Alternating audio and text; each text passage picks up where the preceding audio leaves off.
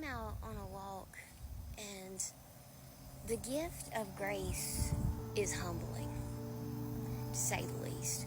And if you're someone who's been gifted with grace, you are the last one to make a fuss. You are the first one to make the peace. You'd rather go quietly than go out yelling. Like, your grace and His grace has been so sufficient over your life, and it is a gift.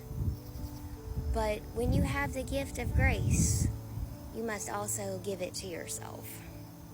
And that's something that people with the gift of grace fail at. You always have what your strong suit is, and then there's always a downside. And for preachers or prophetic people, we have issue with our mouth, right?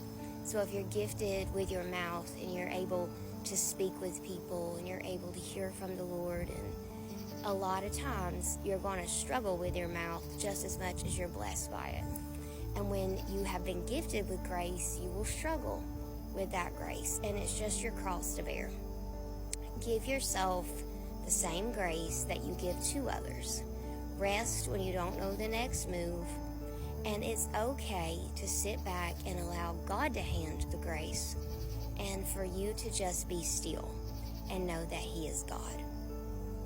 The fault and the flaw a lot of times with the gift of grace is that we don't know when to stop, and we don't know when to let God intervene.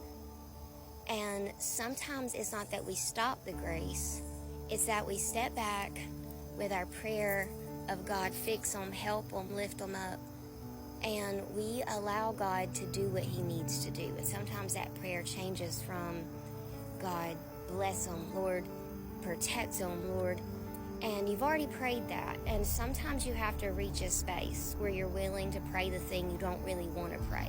And it's not wishing bad, it's, God, I give them to you. Because I've gotten in trouble many times for not praying differently when God asked me to, right? And I would continue to, God, protect them, God bless them. And the Bible says that the prayer of a righteous man availeth much, right? And I remember God telling me that He needed to do work, and I was in His way.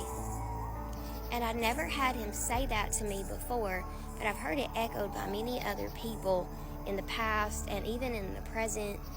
And that doesn't mean that you don't care, and it doesn't mean that you're not there, and it doesn't mean that you're not obedient.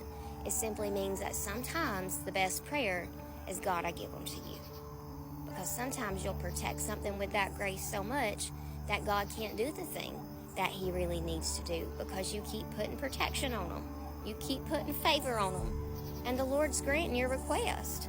And you'd see things move a lot faster sometimes, and it's not every time, if you just say, God, I give it to you.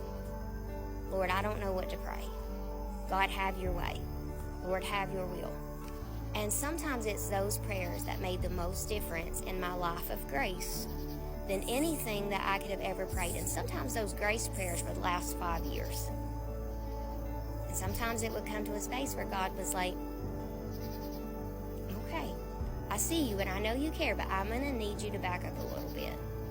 And it was so true. And I would come back and I would see different people. It didn't mean I stopped caring. It didn't mean that I wished anything bad on them. It simply meant that I took steps back. And I began to focus on everything that God had in front of me, and I let that be God's. Sometimes God will put you on an assignment. And when you're on that assignment, you don't know when to clock out.